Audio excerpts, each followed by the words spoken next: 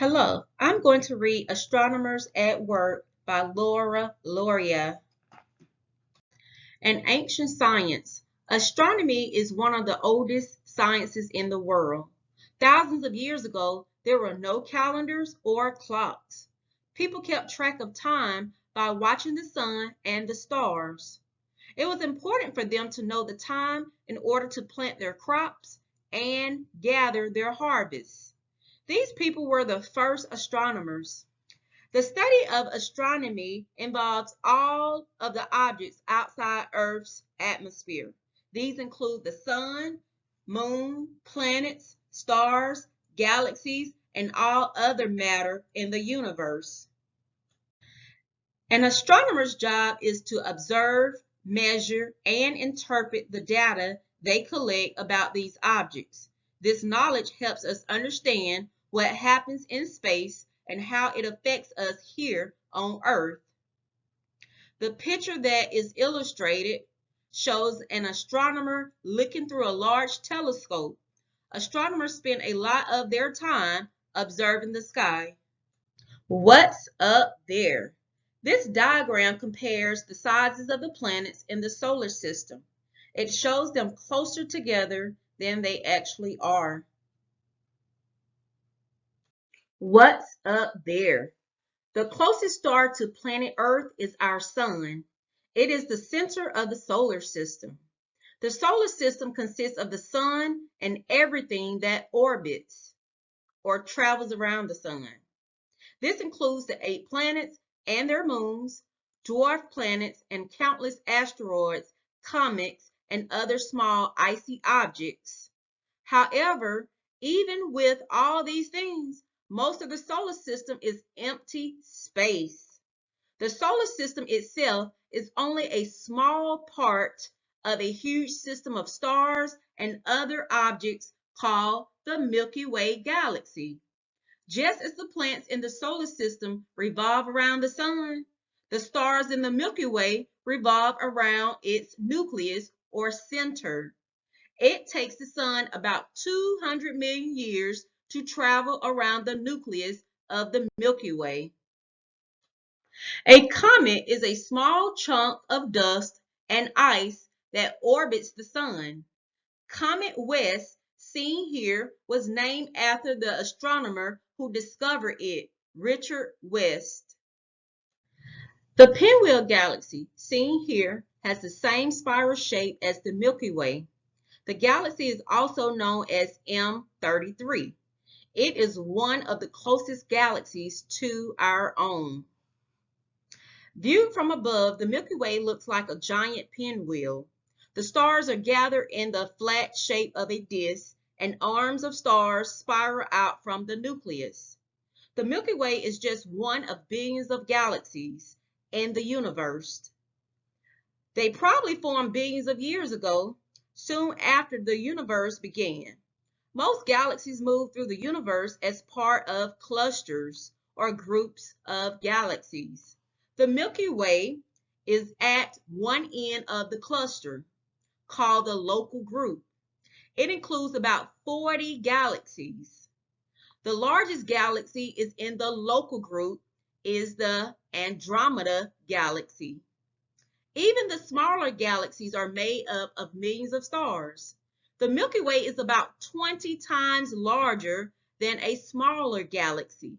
It contains hundreds of billions of stars. The largest galaxies contain trillions of stars. On a dark, clear night, a dusty white band of stars can be seen stretching across the sky. It is a massive collection of stars, dust, and clouds of gas called the Milky Way galaxy. Compare and contrast. How is a galaxy similar to the solar system? How is it different? On the job, astronomers study many different parts of the universe. Some astronomers concentrate on the planets or on how galaxies are formed. Others focus on the sun or other stars, learning how they change over time. Observational astronomers use tools to record data from space. They then use that data to test an idea about space. Other astronomers use computers to make models of space objects to understand how they work. To become an astronomer, you must take many courses in math and science. You also have to be able to explain your discoveries to other people in written articles. Most astronomers may study 9 or more years at a university to earn a doctoral degree in astronomy or physics. After astronomers earn their degrees, they can teach, work at government agencies, or work for private companies. Why do you think a person has to study for so many years to become an astronomer? From the lab to space. Some astronomers get to travel into space as astronauts, but most do their work from Earth. They may work in observatories. An observatory is a place for observing or studying natural objects and events. Observatories have special instruments for gathering information about stars, planets, comets, and other things outside Earth's atmosphere. Astronomers also work in laboratories. There, they study samples of objects that have been collected by astronauts and spacecraft. These include meteorites, rock samples from the moon, and dust particles. Many astronomers work at colleges where they teach and do research. Many others work for museums or for government agencies such as the National Aeronautics and Space Administration, also known as NASA.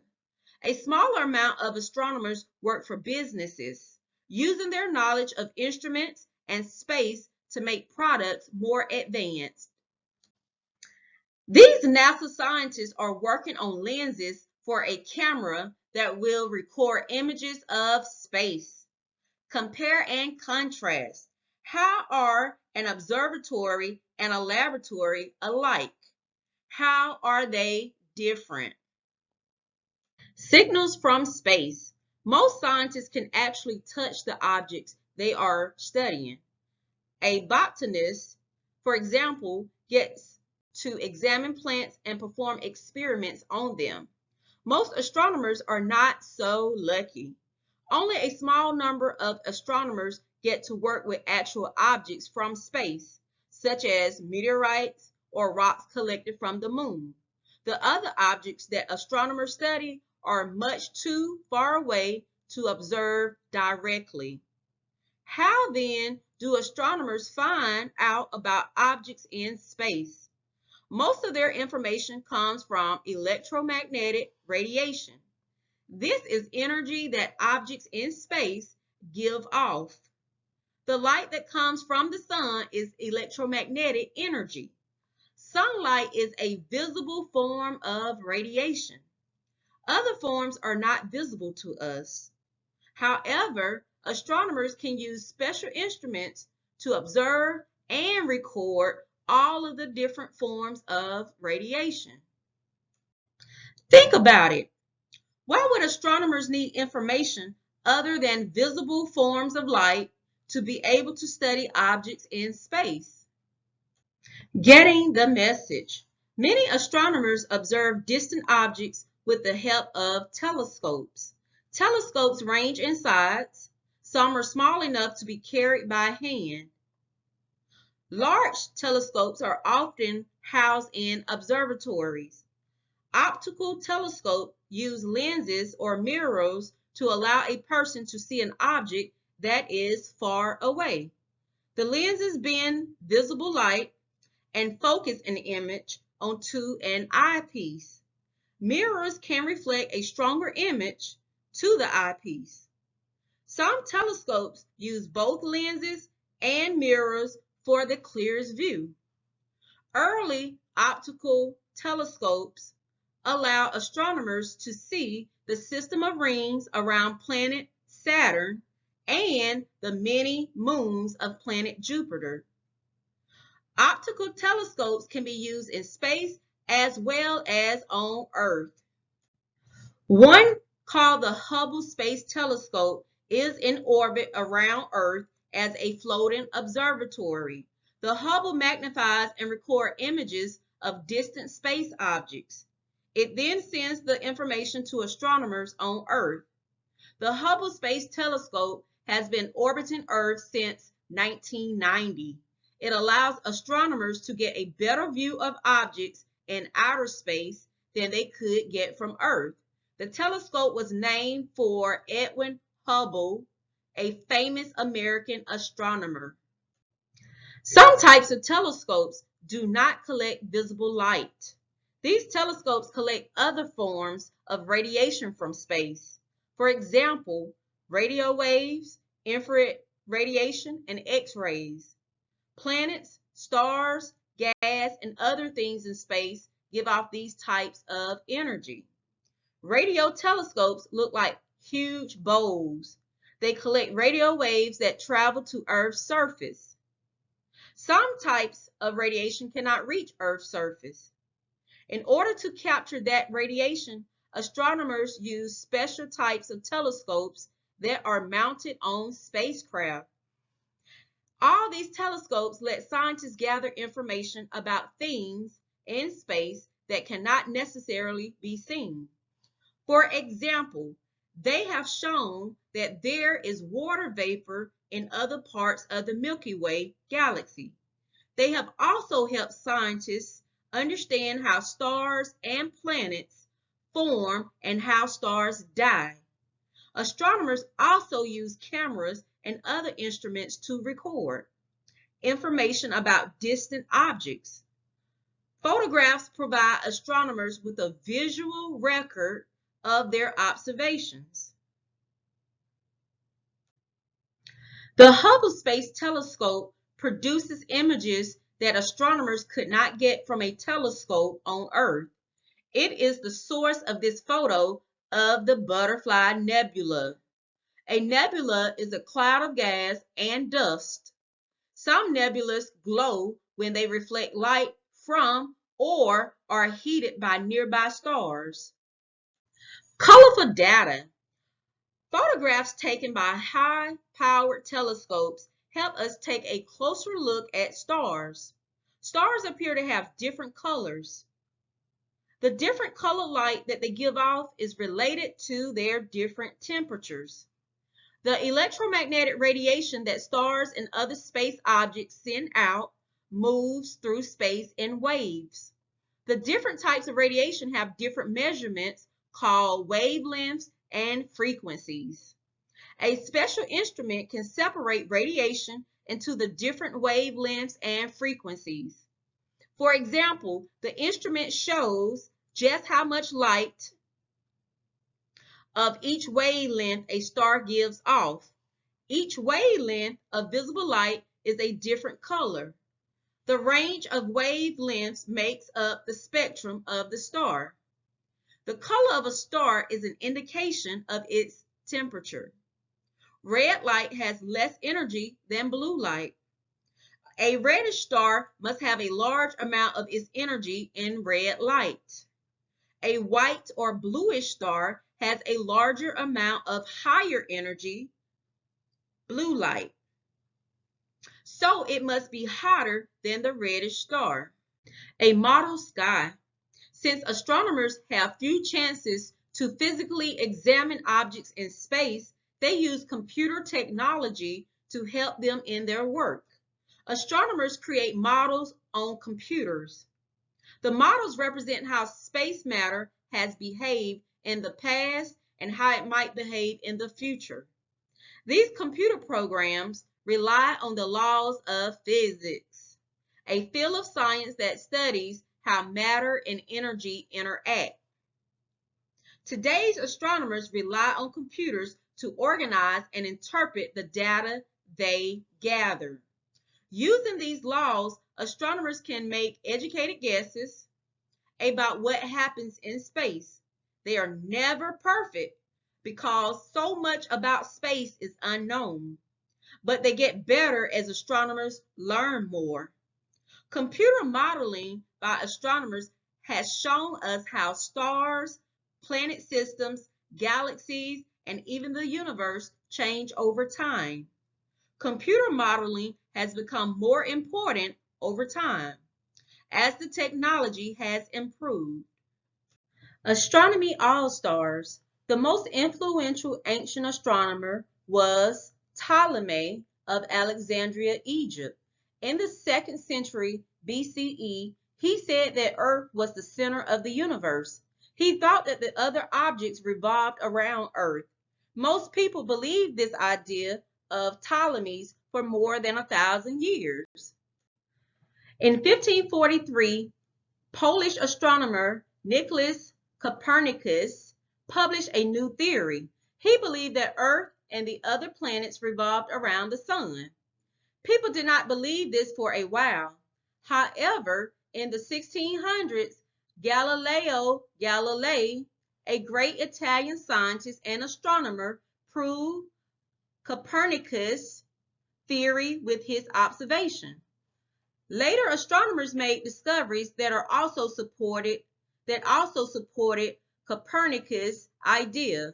In the early 1600s, Johannes Kepler explained how the planets travel around the sun in elliptical or oval-shaped orbits. Today, astronomers know that Copernicus was correct, but there are still many questions about the universe. Astronomers continue to try to answer those questions. Amateur astronomers. It takes a lot of hard work and dedication to become a professional astronomer, but many people enjoy astronomy as a hobby. Amateur astronomers are people who are curious about space and make their own observations. A person who wants to learn about space should start by simply observing the sky at night. Many people first learn to recognize the groups of stars called constellations.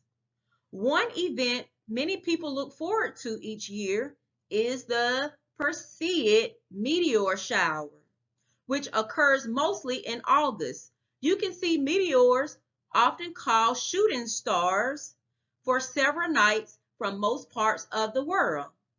Amateur astronomers who wish to learn more might think about buying a telescope. Handheld binoculars can also help you view a variety of space objects in the night sky. They are also easy to carry from one place to another. The constellation of Ursa Minor contains Polaris, the North Star, and the Little Dipper. Ursa Major, a constellation next to Ursa Minor, is home to the Big Dipper. What's next? There is a limit to how far astronomers can explore using today's technology. New technology may allow them to reach a little farther into space. Sometimes the light from brighter objects makes it difficult for a space telescope to capture anything but the bright light. A new device called a starshade works with space telescopes. Shaped like a sunflower, the starshade can position itself so that it blocks bright starlight before the light reaches the space telescope's mirrors. This lets astronomers discover new objects and learn about their characteristics. In the world of telescopes, bigger is better. The larger telescope, the clearer the image. The largest telescopes used today have a lens or mirror diameter of 33 feet. Several giant telescope projects are underway around the world. Scientists have plans to build a new telescope in Chile with a light gathering surface of 80 feet. This illustration shows how a star shade blocks starlight so that a telescope can get clearer images. I hope that you enjoyed the reading of Astronomers at Work by Laura Loria.